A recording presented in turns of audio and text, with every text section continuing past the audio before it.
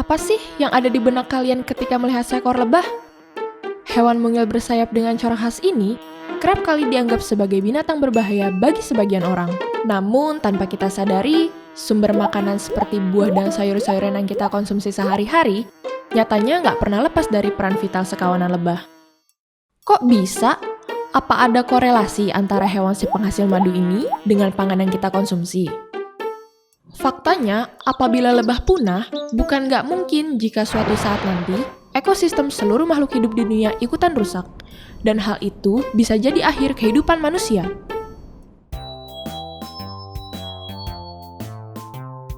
Lebah diklasifikasikan ke dalam kelompok Hymenoptera, salah satu ordo biologi serangga. Hewan yang identik dengan madu ini termasuk serangga sosial, karena mereka hidup berkelompok dengan puluhan ribu individu sesamanya di tiap satu sarang. 70% tanaman di dunia adalah hasil dari penyerbukan lebah. Hewan bersengat ini membawa nektar atau serbuk sari dari satu bunga ke bunga lainnya, sehingga terjadilah proses polinasi.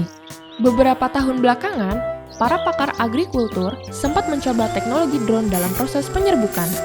Namun, hasilnya belum semaksimal dengan proses kerja lebah. Sampai saat ini, belum ada teknologi yang benar-benar sempurna menggantikan peran lebah.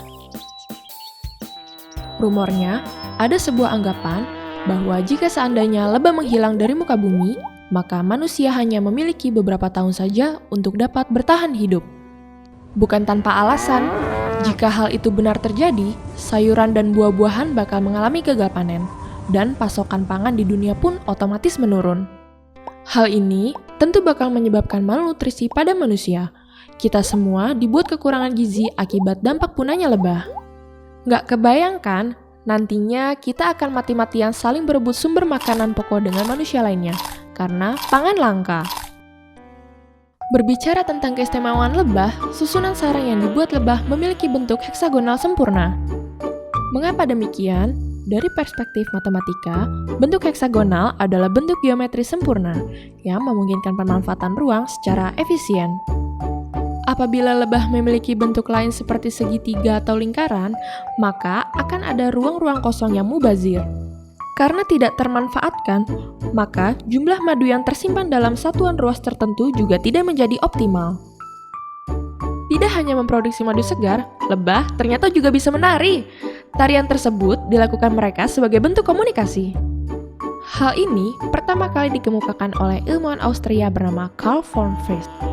Lebah yang ia amati saat itu ialah lebah madu Eropa, Apis mellifera. Maksud tarian tersebut tidak lain untuk memberitahu lebah-lebah lainnya tentang lokasi sumber makanan. Tarian menyerupai rute angka 8 itu diulang terus-menerus. Di dalamnya mengandung informasi tentang sudut, jarak, arah, hingga informasi rinci lainnya, sehingga lebah lain dapat mencapai lokasi tersebut. Di dalam pandangan Islam sendiri, lebah memiliki kedudukan istimewa. Bahkan, namanya disebut-sebut dalam Al-Quran. Dengan segala karunia-Nya, lebah adalah hewan yang mendapatkan wahyu langsung dari Allah Subhanahu wa Ta'ala. Tertulis di dalam surat An-Nahl ayat 68-69.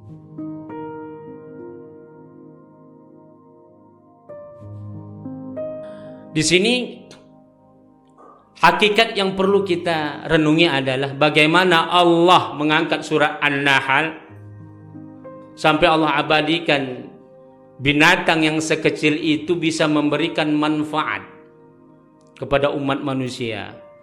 Ini artinya kita juga umat manusia, khususnya orang beriman, harus bisa mampu memberikan manfaat sebagaimana lebah mampu memberikan manfaat kepada umat manusia. Sungguh, tidaklah ada ciptaan Allah yang sia-sia. Bahkan, hewan sekecil lebah pun begitu mengandung rahmat dan keberkahan. Lebih dari itu, lebah memproduksi madu bukan untuk diri mereka sendiri, melainkan untuk manusia.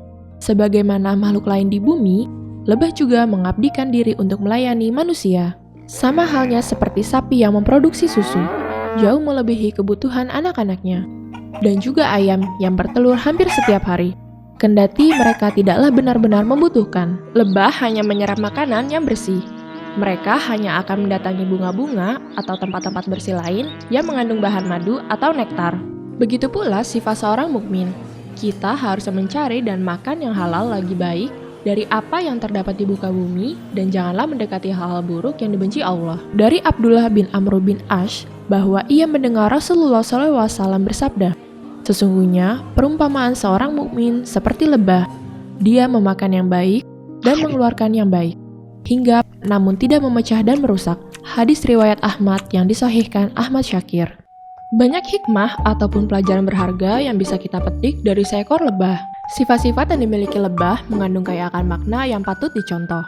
Selama masa hidupnya, lebah memberikan manfaat yang sebesar-besarnya bagi manusia. Selain menghasilkan madu yang berkhasiat buat tubuh, lebah juga mengajarkan kita tentang arti kerjasama dan kesetiaan. Segala aktivitas lebah di sarangnya sangatlah menakjubkan. Para kawanan lebah melaksanakan tugas mereka sesuai dengan peran masing-masing. Sebagai sang Kholik, Allah menyuruh kita belajar dari makhluk-makhluk ciptaannya, seperti halnya apa yang dicontohkan oleh seekor lebah. Seperti pesan yang diucapkan oleh Rasulullah SAW, manusia paling baik adalah yang paling banyak memberikan manfaat bagi manusia lain. Terima kasih, tunggu video selanjutnya ya! Download Kita Umroh di Play Store dan di App Store sekarang!